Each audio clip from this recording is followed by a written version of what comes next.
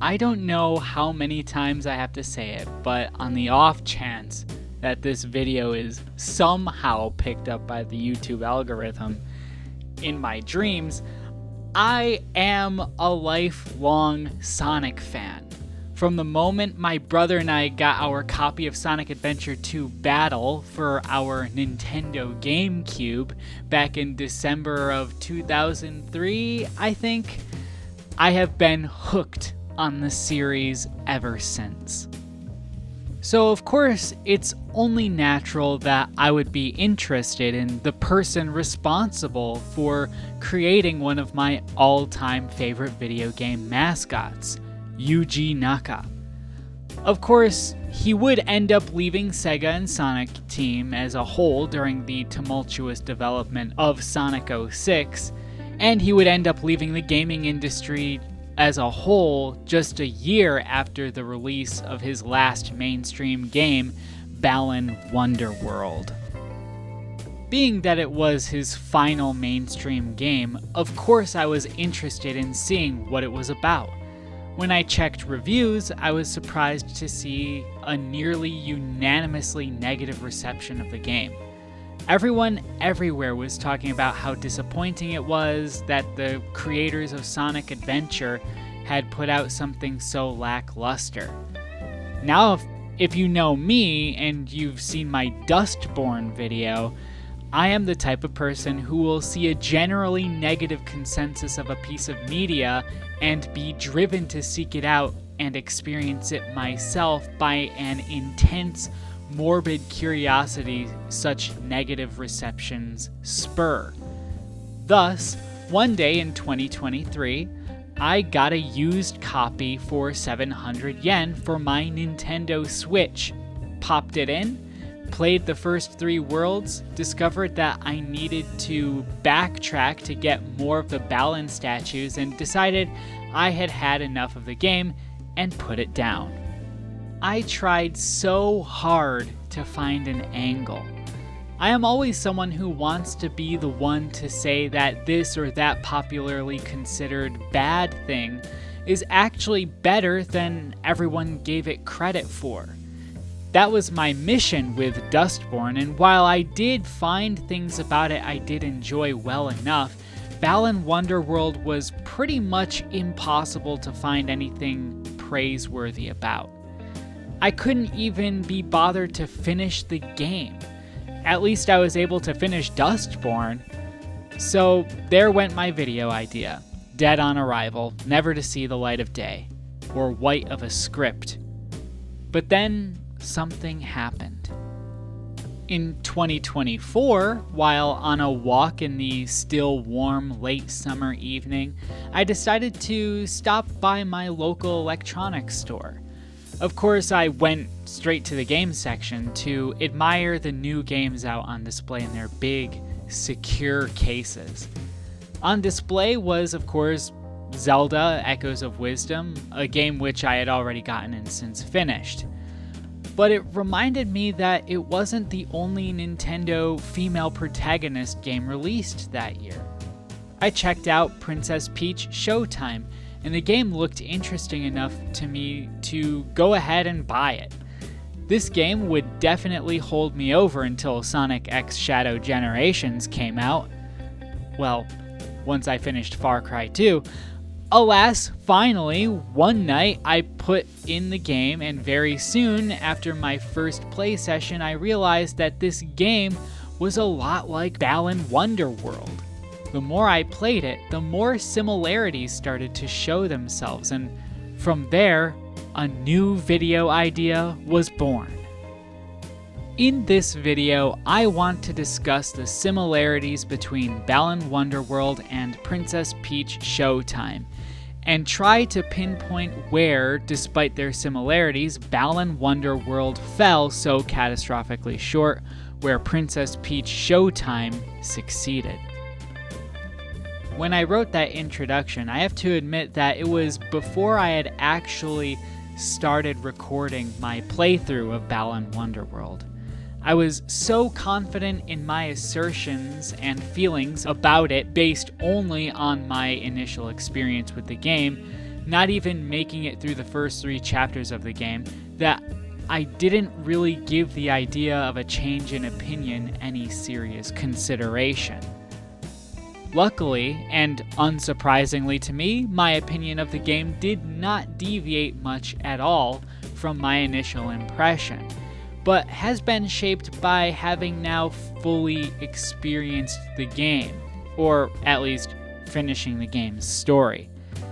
Because of that, my feelings about the game have greater nuance than it originally had, so I hope this will make a more interesting comparison.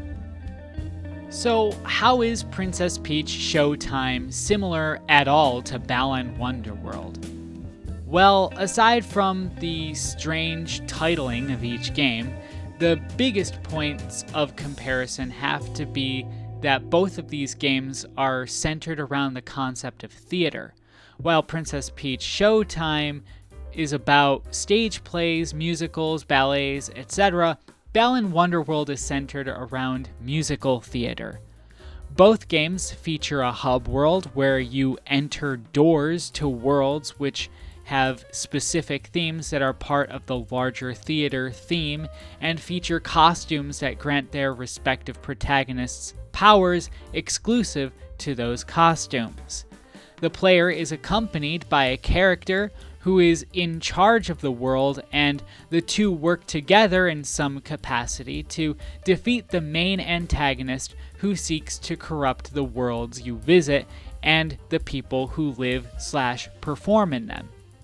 The final part of the final boss includes something akin to the unification of the powers of those you save in those worlds as you take down the biggest, most terrifying form of those final bosses.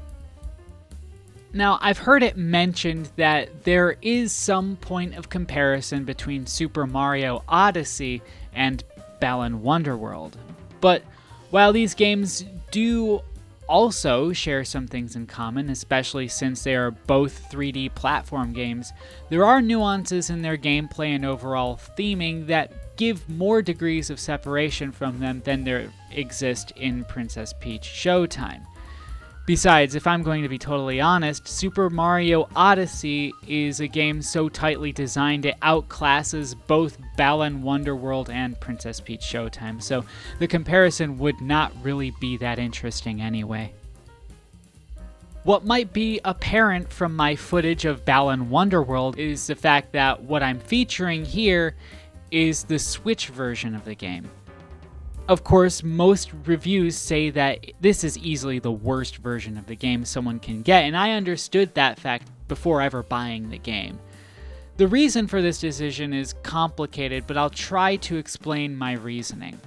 Balan Wonderworld was released in 2021 across all supported consoles and PC, from Xbox One and PlayStation 4 up through to the Xbox Series X and PlayStation 5.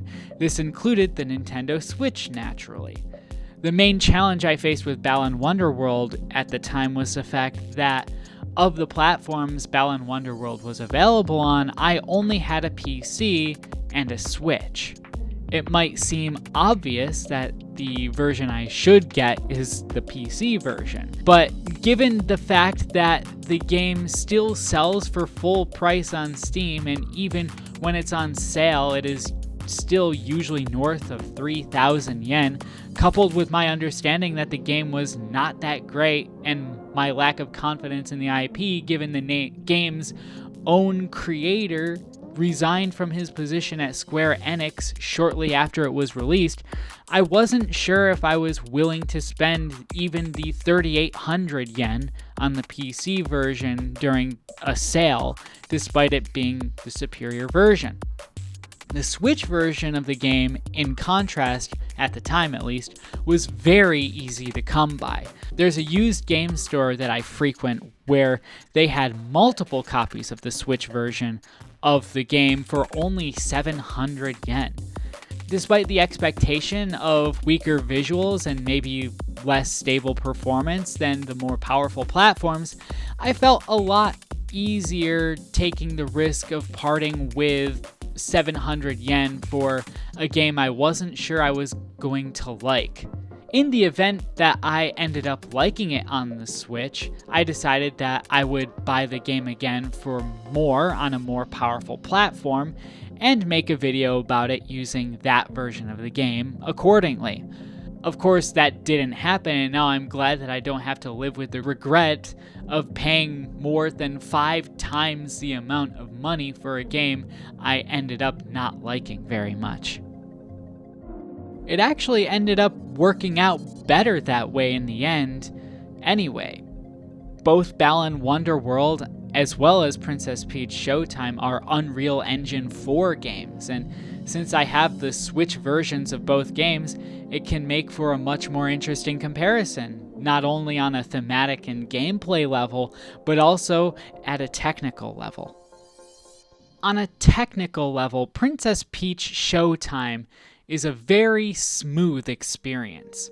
During my playthrough, even during scenes which were seemingly more demanding of the Switch hardware, there was never a point where I experienced any serious drops in performance during gameplay. It is a solid, smooth experience from beginning to end, with the only hiccups taking place during the loading screen, where the background is supposed to rotate smoothly but ends up appearing extremely choppy instead. But for me, if I have to sacrifice loading screen performance for smooth gameplay, then I'd happily make that trade anytime. Balan Wonderworld, on the other hand, to almost nobody's surprise, I'm sure, is not such a smooth experience on the Switch. Apparently, Unreal Engine 4 is a game engine which the Switch is famous for struggling with, and Balan Wonderworld epitomizes that. It's clear that this game was designed for more powerful hardware in mind, with the scope and scale of the worlds and the level geometry and how you're meant to interact with them is something that wasn't necessarily optimized for the Switch in the way that Princess Peach Showtime was. Considering that Balan Wonderworld is a multi-platform game and Princess Peach Showtime is exclusive to the Switch, that does make sense. But even from the opening scene of the first chapter of the first world, you can see the problems that await you. Of course, there is a lot of aliasing, low-resolution textures abound, less robust lighting effects, and teleportation mirrors that show other parts of the level at a slideshow frame rate. But these are mostly forgivable given they don't exactly affect gameplay that badly. What does affect gameplay, on the other hand, is the design of the later levels of the game. There are points where the game's frame rate would drop so hard during gameplay and stutter so severely that it would make the game more difficult to play and lead to deaths that were completely unearned. I'm not one to harp too much on the issues of game performance and exaggerate for the sake of entertainment, but I noticed that the further into the game I got, the worse it performed, and it got to a state late in the game where frame rates appeared to be in the mid-teens in some sections, and prolonged exposure to those parts of the levels started to give me headaches. The only other game whose performance or graphics ever caused me physical pain was when I suffered eye strain from playing Sonic Battle for longer than an hour at a time. While Balan Wonderworld didn't get that bad, it did get bad enough at the end that as soon as I defeated the final boss, the game crashed. While the game does its best to put on its best show in the beginning, it completely falls apart in the end, and that is with the most up-to-date version of it installed. It became increasingly clear to me that the Switch version of Balan Wonderworld was either an afterthought or there wasn't enough time to tighten the game up for Switch on release.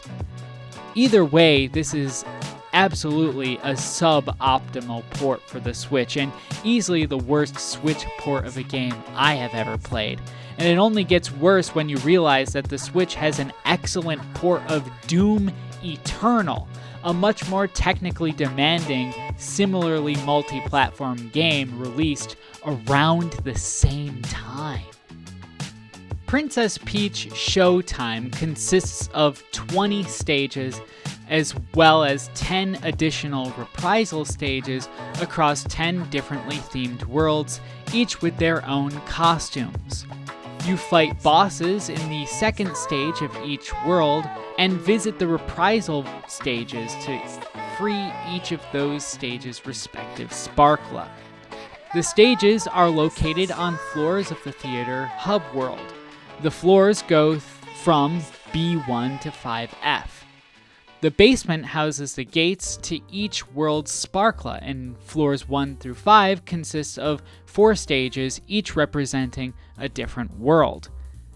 New floors are unlocked by defeating a boss for that floor, and bosses are unlocked by finishing each stage and collecting enough sparkle energy to open the door to the boss. The sparkle energy is the game's main collectible, and is also required to unlock the door to the final boss as well. The reprise stages in the basement are unlocked by completing each sparkla's respectively themed stage. You are therefore required to play through every stage, defeat every boss on every floor, and free every sparkla as a condition to unlocking access to the final boss. The game's progression is very linear and quite simple. Balan Wonderworld has a very similar structure, but a much larger scope. Balan Wonderworld has 12 different worlds with 2 main acts concluded with a boss battle. However, upon completion, every world unlocks a 3rd additional act for each world. Keeping that in mind, a completion run of Balan Wonderworld has 36 levels, 13 boss fights, and 80 different costumes. Each stage has a number of Balan trophies you must collect in order to progress through the game. Each world, called chapters in Balan Wonderworld, unlocks in 3s, and they are unlocked by meeting the requisite minimum number of Balan statues. Most of the time, these statues are collected in stages by exploring them, although some of them can't be accessed until later costume power-ups are unlocked, requiring the player to revisit the stages later in the game. Some statues are collected through playing through the Balan's Bout minigames. The only catch with Balan's Bout is that you must do a perfect playthrough of each session, scoring an excellent on each QTE prompt. This is done by waiting for Balan's animation to match the pose and position of the transparent image of Balan displayed on the screen. The later your timing, the lower your rank. The ranks are excellent, great, good, and oops. These mini-games become increasingly prominent as the game progresses. Balan statues can also be collected upon defeating bosses. You can earn up to 3 Balan statues based on the fighting styles you utilize. Fighting styles in the game are unclear, but generally each boss offers 3 different ways to inflict damage on them. Exploiting these openings will reward you with the corresponding number of Balan statues. There is a hub world called the Isle of Tims, which kind of reminds me of the Chow Gardens from the Sonic Adventure games. You collect gems in stages and feed the Tims the gems, and raise more to help rebuild a clock tower in the center of the island. The chapters and stages can be accessed by going to peripheral islands that spawn in and going through one of the 3 doors that are labeled with their corresponding stage.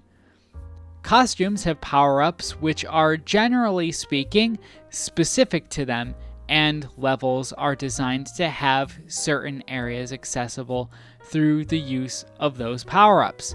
These costumes are generally themed after the levels they are found in and can be collected and stored in an inventory and accessed and changed into in other levels, provided you were able to hold on to them at the end of the stages. Once chapters are completed, it is possible to change which stage in the chapter you want to enter. You can even return to the Isle of Tims if all you went to the stage for was to collect the costumes you needed for a different stage, or to collect a specific Balan statue. When it comes to the gameplay comparison between these two games, I've been able to pretty easily pinpoint where Balan Wonderworld went wrong relative to Princess Peach Showtime. Princess Peach Showtime restricts its costume power-ups to the levels they appear in, and relies on the player's command of the costume's special abilities and exploration in the level itself to find and collect the sparkles scattered throughout the stage. Balan Wonderworld requires the player to hold on to the costumes they can in order to access Balan statues in past or future stages. This doesn't sound so bad on paper, but the problem is that costumes in Balan Wonderworld can be lost. You lose costumes by either getting hit by an enemy or a stage hazard, or if you fall off a stage. In order to go back to collect these lost costumes, you need to remember the act of the chapter the costumes appear in and play through the stage until you can find the costume before you can finally leave. Because of how slow and stiff your movement is in this game, there is a strong sense of tedium the moment you get hit, while in a costume you needed to gather a specific Balan statue, knowing you don't have a spare, so you have to go back to a different stage in a different chapter, get the costume again, go back to the point where you lost your costume, try not to lose it again, and then try to get the Balan statue. Because it is so difficult to tell where you are relative to an enemy, sometimes it can feel as though you definitely weren't hit. While combat isn't really my favorite part of either Princess Peach Showtime or Balan Wonderworld, I cannot deny that Princess Peach Showtime has much tighter combat mechanics as opposed to Balan Wonderworld. Balan Wonderworld requires that you either jump on enemies, or if you have a ranged attack, to fire your ranged attack at the enemies. This has a number of issues, but the main one is that jumping on enemies feels very imprecise, and while projectile power-ups are the definitive way to go, even then, sometimes the auto lock-on won't lock on to an enemy that is right in front of you, resulting in you getting hit. There are so many points in my playthrough of Balan Wonderworld where if I weren't playing through it for a video, I would have stopped because of how tedious dealing with its gameplay can be. In principle, it isn't inherently bad. We'll get into the issue with controls and their relationship to the costumes later, but its execution is part of the reason I firmly believe that this game feels as half-baked as it does. Some of the costumes are completely unnecessary reskins of others. Some of them have abilities that, while they are clever in concept, are baffling in how you're expected to use them in any context outside of a single, very specific one. It feels so bloated with how shallow its costume power-up mechanics are. Princess Peach might not have nearly as many costumes, but each costume has their own abilities, multiple abilities. There aren't many, but each costume has a set of abilities that allows for fluid and intuitive gameplay that makes each level interesting to play through and inviting for repeat playthroughs. I understand that Yuji Naka had a goal for 80 costumes, but I really feel that Balan Wonderworld would have been improved immensely if there were fewer costumes that were more fleshed out in their abilities. The controls for Princess Peach Showtime are very simple. It only requires the use of the left analog stick, the A and B buttons. The left analog stick is used to move Princess Peach in the stages. The A button is to jump and the B button is to use a special ability. By default, Princess Peach's special ability is to use her ribbon. This can be used as an attack or as a way to encourage civilians with low morale. The special ability changes with each costume Princess Peach dons, and fundamentally changes the way the player interacts with the levels. About half of these costumes are centered around some form of combat, and I found that while the Space Ranger and Kung Fu costumes were interesting, and the stealth and platforming aspects of the ninja costume made that one especially stand out, the other combat-focused costumes felt a little uninspired in contrast to the detective, mermaid, and patisserie costumes, the latter of which was definitely my favorite. Balan Wonderworld has a control layout that is extremely simple. Apparently, Yuji Naka wanted to take the gameplay for Balan Wonderworld back to basics, and as a result, aimed for Balan Wonderworld to be a one-button game. Sort of. While the R and L bumpers are used to toggle costumes, you have only one action button. Much how, like in the original Sonic game, all three face buttons made Sonic jump, so too do the face buttons in Balan Wonderworld. By default, the action button makes you jump, but it's not the only thing it does. Depending on the costume, the action button can activate that costume's power, but not every costume has an active power-up.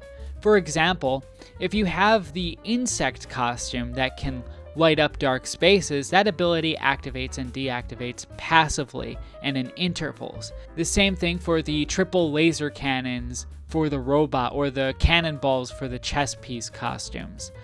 Some costumes are automatically activated by interacting with parts of the stage specifically designed for them, like the train tracks for the train costume or the ability to swim up tubes of water like the jellyfish costume. Others augment your jumping ability somehow. This can be either to hover like the hover flower or ride gusts of wind like the sheep costumes, or do something akin to Sonic's homing attack, or my favorite, walk across the air like the pink cat costume can. There are also sections of the level that can only be accessed through portals that can only allow specific costumes like the time-stopping rabbit costume or the mouse costume that lets you travel through small doors, allegedly. There are plenty more costume types than these, and I apologize that I didn't remember their proper names, but I really didn't care to remember them, honestly. Easily the most useful costume for combat are the projectile firing costumes.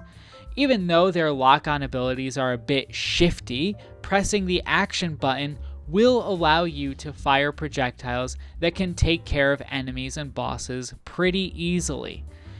There's just one caveat to this. In these costumes, because your single dedicated action button is mapped to firing your weapon, that means that you lose your ability to jump. This can be quite annoying, and in some cases, downright obnoxious. Balan Wonderworld was meant to harken back to the simpler 3D platforming style of the 1990s, and while I understand the purpose of the single action button philosophy, it does not really work well in some cases with these costume powers, especially when your game is a platforming game where the basic principle of that style of game is running and jumping. It's hard to understand why a costume meant to augment your abilities ends up crippling you in a way that completely undermines your ability to make progress in some cases, chiefly in the later levels. Easily where Balan Wonderworld falls short in the control aspect is the fact that the control scheme is oversimplified to the point of affecting its playability in many cases. Princess Peach Showtime isn't a complex game as far as controls are concerned, and I am somewhat inclined to agree that it really isn't a very deep game overall. But what it does have is that the controls make sense. Their simplicity lies in their intuitiveness. And this intuitiveness isn't even novel or groundbreaking. It's easy to imagine that pressing a button while standing versus when jumping or moving might do different things. Sometimes it changes the way the character interacts with parts of the level design, but it all makes sense. It's all easy to learn and understand at an instant. Balan Wonderworld's control scheme misunderstands this idea of simplicity and ends up hamstrung by the fact that there will be instances where the player can't make any progress without taking a hit to lose the costume they have on if there are no other costumes they can change into in order to have the ability to do something so basic as to jump. This actually makes the game less intuitive and more difficult needlessly, in my opinion. It's already a chore to interface with the game as it is, especially on the Switch, and now you have to deal with the very possible scenario of being stuck in a part of a level waiting for an enemy to hit you so you can lose your costume, which is supposed to power you up in order to do a basic movement. It doesn't happen all the time. In fact, it isn't entirely common, but it really shouldn't happen at all. And it did to me on a number of occasions during this playthrough, especially later in the game. This could have been remedied, I suppose, by allowing the player the option to change out of costumes if they have empty slots, but really, I don't think Balan Wonderworld would have been hurt if it had just one more action button. I would kind of like to further explore the boss battles between these two games. The boss battles in Princess Peach Showtime aren't particularly difficult or demanding, but the thing I liked about them was how intuitive it was to fight them. This, coupled with the exciting visuals and how satisfying it is to defeat the bosses, makes those otherwise simplistic, somewhat shallow boss fights fun. What was interesting was that the final boss, which is in 2 phases, has a first phase that is remarkably more difficult than the second. But perhaps the second phase is meant to be a victory lap that sometimes happens in games when the epic scale and conclusion of the story are more the point than offering a fight that is more challenging than others. What keeps the bosses in Princess Peach Showtime from becoming stale or repetitive from one to the next is that the way they are damaged requires different techniques based on the costume you are using. The way the difficulty scales is also very natural. The first hit is typically an introduction to how the boss is damaged, and the second and third hits typically ask a little more from you with each successive hit. The difficulty scaling is so perfect, despite how easy they are, they still require the player to quickly adapt to the new attack patterns to avoid taking damage and continuing to damage the boss, which leads to an overall satisfying conclusion. It's just challenging and doable enough for younger players, and also just as satisfying to complete for adult players in a tactile sense, that I think it renders the design of these bosses quite effective. Balan Wonderworld's bosses are structured very similarly, but have their own twist on the idea that is actually also quite interesting in concept. Each boss has their own series of attack patterns that they cycle through, and once again, they take 3 hits to defeat. The way you damage them is interesting because it depends on the costume you are using. Every attack pattern exposes the boss's weak points that can only be exploited via a certain specific costume.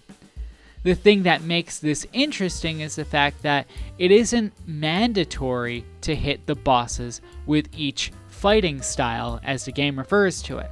You only ever need to exploit one of its weaknesses 3 times if your aim is to simply beat it.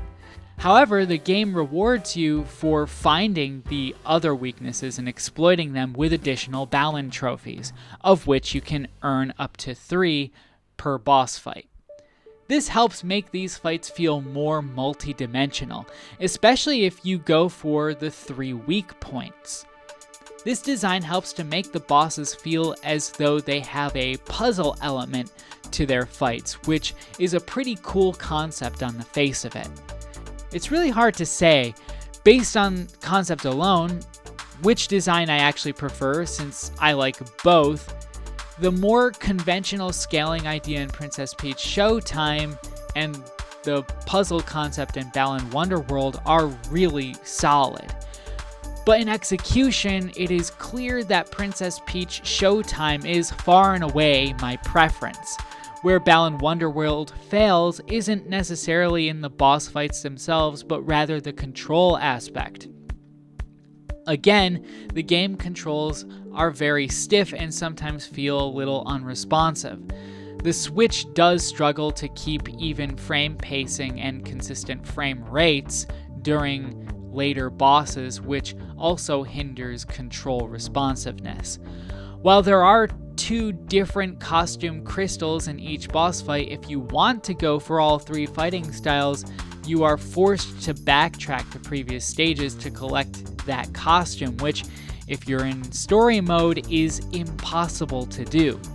This means you will need to go back to a previous act in the stage and have to travel from the very beginning of that stage to the 1 costume crystal you need to get the costume and find the nearest checkpoint so you can fast travel to the boss. When I was playing this game, I couldn't help but to think about Shadow the Hedgehog and that game's checkpoint system. Since the stages in that game are all mission-based, sometimes you would miss an objective and you'd have to travel back to a previous section of the stage. This was simple to do by using the checkpoints to warp to different areas of the stage, which are intuitively based on the centerpiece of that portion of that stage. While I understand that Balan Wonderworld has much more open-ended level design than Shadow the Hedgehog, I feel as though that having more numerous checkpoints, which can be defined by the costume crystal they are associated with and that can be warped to from other checkpoints, would make recollecting costumes and stages much less of a hassle and time sink. This probably isn't the most ideal solution for all players, as I'm sure there are some out there who would probably rather opt for just having all the costumes you encounter permanently in your inventory ready to equip at all times, regardless of if you lost them in a stage or boss battle. But given that the potential to lose costumes are an integral part of this game, at the very least, not forcing players to replay stages from the beginning for the sake of 1 costume would be a welcome feature. Since there is an emphasis on show business across these games, I should talk a little about the soundtracks. If I'm going to be honest, Princess Peach Showtime's soundtrack is very whimsical and very reminiscent of other legacy soundtracks, but because of the cultural ubiquity of those motifs already, it can sometimes come across as a little on the generic side. In the moment, it's pretty whimsical and does a lot to add to the feeling of each individual stage, but if you were to ask me to point out anything that really stood out, I can't really think of anything. Maybe the mermaid theme or the figure skating tracks are pretty solid, but aside from that, I can't really think of anything. Balan Wonderworld is a lot spottier for me. Some of the tracks can be really cool, especially the themes for the worlds in the middle section of the game. Those are real earworms, and are tracks I wouldn't mind listening to outside of the game. But then some level themes just sound a bit behind the times.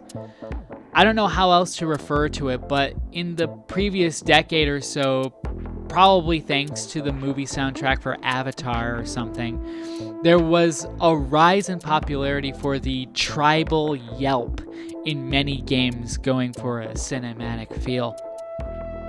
It's usually a female voice in some kind of resonance chamber doing ad-libbed ah vocals to a low-tempo orchestra backing track, and its use in Balan Wonderworld makes the game feel very dated despite the year it came out.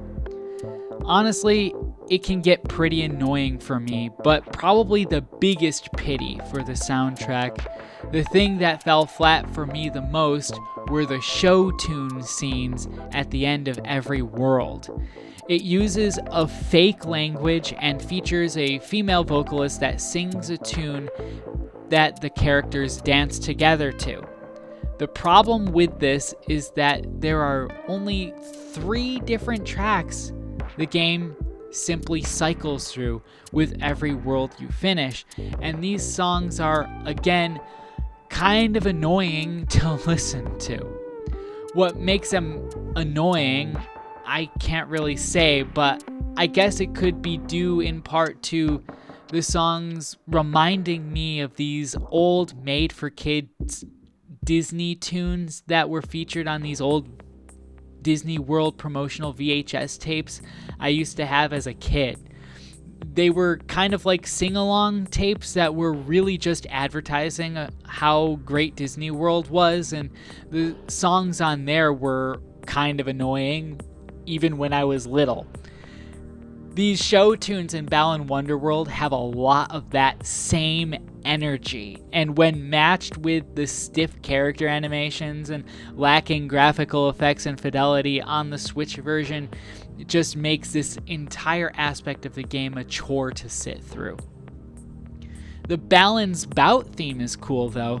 It gives me a Sonic Adventure Casino Zone vibe that makes it really nostalgic to me. The OST for Balan Wonderworld is so weird. When it's at its best, I want to just sit and listen to it. When it's at its worst, I want to shut the game off. There's a lot of in between, but I feel as though its high points compare favorably to Princess Peach Showtime's best tracks. I guess they can be seen as equal, but at the same time, your mileage may vary with them. If I had a playlist consisting just of tracks from these 2 games, there would be at least a plurality of tracks from Balan Wonderworld compared to Princess Peach Showtime, so I don't know. This judgment is a tough one to make overall. It's so interesting to have played both these games just to discover that they ended up going for very similar concepts and executed them very differently. Seeing the similarities and differences between them was really fascinating for me, and experiencing them even more so.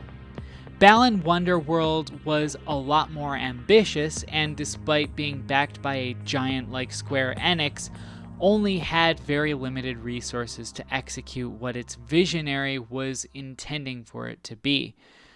On the other hand, you have Princess Peach Showtime, which is a lot more restrained in its vision, maybe a little safe, some might say, but in execution is still creative in its gameplay and a genuinely fun experience, if a little forgettable in the greater context of Nintendo first-party games in general, especially after the release of Echoes of Wisdom later that same year. I think the performance issues for Balan Wonderworld on Switch was mostly thanks to the fact that it was a multi-platform game that was also being released on PlayStation 5 and PC, whereas Princess Peach Showtime was targeting only Nintendo Switch hardware. Gameplay-wise, where Balan Wonderworld ultimately fails is its lack of polish. Traversal is a chore with slow, stiff movements, especially while jumping. Your ability to lose the jump because of certain costume power-ups makes the game feel as though its concept being translated to gameplay was yet undercooked, since it rendered some elements of the level design impassable. Balan's bout sections are weird to time accurately, and the fact that it demands perfection to receive the Balan statue at the end makes them unnecessarily frustrating, especially since opportunities to retry don't reliably respawn after completion. Bosses are hampered by your quality of movement and performance issues on Switch, and the show tunes at the end of each boss fight will leave you feeling glad that the game crashed before the final sequence could even start after beating the final boss. Balan Wonderworld shows a lot of promise in the creative direction of some of the middle and later levels, and I can respect that its gameplay direction and art style are gunning for the nostalgia for 90s platform games, especially Knights. But where those games excelled was they understood and worked around the limitations of control and hardware and left the gameplay design to be simple enough to be intuitive but also scalable in difficulty. Balan Wonderworld tries to do this but mistakes this idea of simplicity, leading to a gaming experience that feels very unfinished. Princess Peach Showtime does understand this concept, and regardless of what you might think about the game's overall quality relative to other Nintendo exclusive games, it succeeds in executing a very similar vision to Balan Wonderworld and offers everything that game wanted to be in a much more accessible package, both in its gameplay and its overall graphical and artistic aesthetics. This was a totally unnecessary comparison, and I realize that. But I couldn't help myself but to feel like I needed to after playing through Princess Peach Showtime and realizing that what we got with the game was a window into what we could have gotten with Balan Wonderworld, a game that disappointed me even as someone who always wants to advocate for games that are universally panned. It's such a shame about Balan Wonderworld and everything that fell out as a result of its commercial and critical failure. Creativity is something modern AAA gaming is suffering a great shortage of in modern times, and it's unfortunate that games like Balan Wonderworld come out and continue to prove to large publishers that these types of risks are a waste of resources and talent. Luckily, there are pockets where this still exists, and even though Princess Peach Showtime isn't really very close to the ambition of the game whose concept it matches, it is still a nice breath of fresh air in its own right, and I'm glad it can exist if for no other reason than to prove that there is still value in this style of game.